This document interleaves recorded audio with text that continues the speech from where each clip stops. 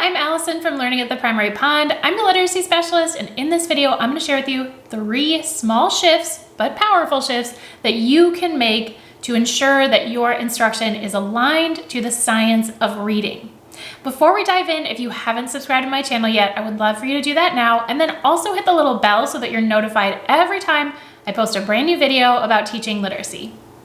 First of all, let's get clear on what the science of reading is. It's not just phonics and teaching high frequency words. It's much more than that. The science of reading is actually a large body of research that impacts all areas of literacy instruction. It's interdisciplinary. So there's stuff that we've learned from neuroscience, education research, all coming together to make up the body of the science of reading. Now, some of this research has actually existed for decades and decades, even if you're just now learning about it. But the thing about the body of the science of reading is that it's also always growing, right? We're always learning new things. So when it comes to knowing the science of reading, it's not something that you can do once and then be done with it, right? It's learning that we have to keep doing on an ongoing basis. And by the way, if you're interested in learning more about the science of reading and the full picture of the science of reading, I'll include a link to my course in the description. This is something where you can watch on demand, and I will be making updates as the research changes so you know that you are up to date. So, course link is in the caption, and now I want to ask you a question. I know that teachers are kind of at different places with implementing and learning about the science of reading. So right now, is your school guiding you in implementing the science of reading? Is it more of a personal journey that you've been on, or a combination? Let me know in the comments. I would love to know where you're at. Now let's dive into those 3 shifts. Shift number 1 is to incorporate more intentionality into oral language development in your classroom. Now, oral language is spoken language, right? That's how we communicate with each other. And you might be thinking, oh my goodness, my kids never stop talking. We have oral language left and right. And that may be true, and that's good that they're talking, right? But we also have to develop their ability to use oral language with more advanced vocabulary and using the language of school and learning. So those are probably things that, maybe the kids don't naturally come in with. Another aspect of oral language is that we want to teach them how to communicate well with each other, right? So you have to explicitly model and teach conversational skills like taking turns, eye contact, and body language while listening. One small thing that I do is that I make sure that when we are sitting on the rug and kids are raising their hands and they're having a turn to talk, I don't want them staring at me. If a child raises their hand and they are the speaker, then I expect all my kids to kind of turn and face the speaker, because that's what we want them to learn to do just in their everyday lives, right? School setting and beyond. So I teach that. I teach them how to ask questions for clarification, to gain more information, voice volume, right? Not so quiet, but not shouting in anyone's face either. All of those things, they don't necessarily come naturally for kids, so we have to model them and have the kids practice. And oral language development, the nice thing about it is that you can incorporate it into your schedule the way it is, right? It doesn't matter if it's literacy, math, science, social studies.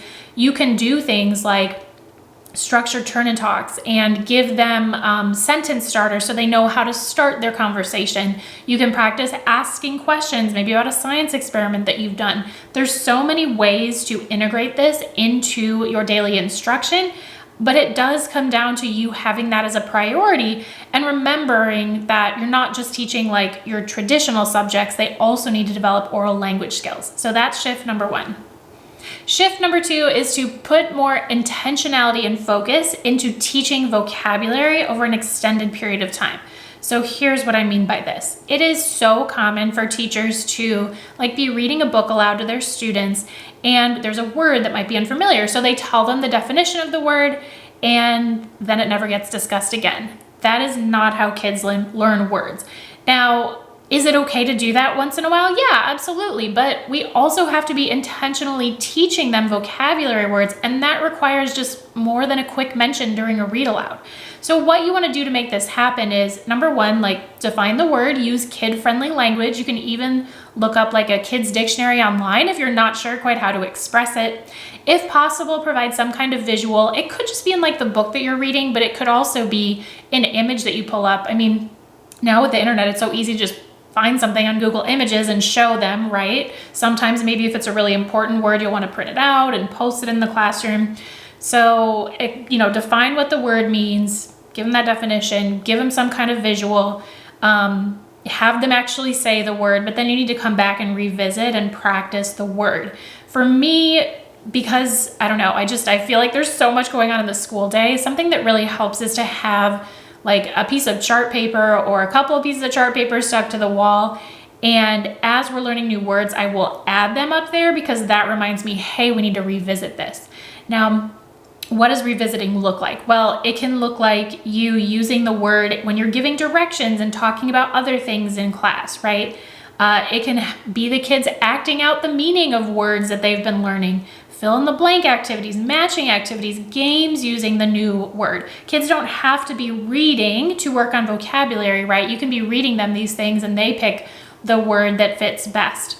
Having kids come up with questions or asking them questions using the new word. These multiple exposures are so important. Kids are not, based on the research, kids are not, and even adults, are not going to learn a word just because you tell them the definition once. We have to be more intentional and plan for those repeated exposures, plan for them to use those words in different ways if we actually want them to learn those words, which we do, because vocabulary is a very important component of reading comprehension. Even if your kids can't read very much, like kindergarten, early first, we still got to be hitting that vocabulary. Shift number 3 is that we want to explicitly teach certain fluency strategies.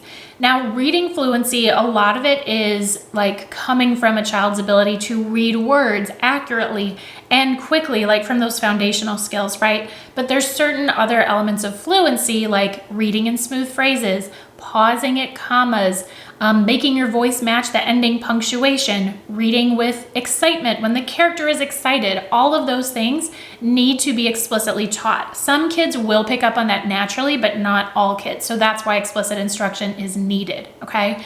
So for example, let's say that you want to like get them to read more smoothly. So, you put up a text so that the kids can see it, you can see it, tell them your goal. I want you to, see if you can smooth out your sentences. And if they're still learning to decode, they might be sounding something out and then they have to go back and smooth out their sentence. That's fine. We just want to give them some practice.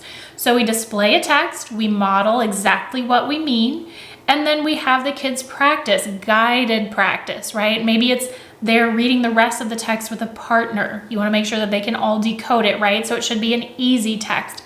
You're providing feedback. You're asking them to do it again if they're not quite there yet. These are all elements of explicit instruction. So we have guided practice, and then of course we're encouraging kids to apply whatever fluency strategy it is, whether it's make your voice go up at the end of a question mark or pause at commas, things like that. We want to make sure that they're also applying it when they're reading on their own. So we have to check back and follow through with that. Okay, that was strategy number 3.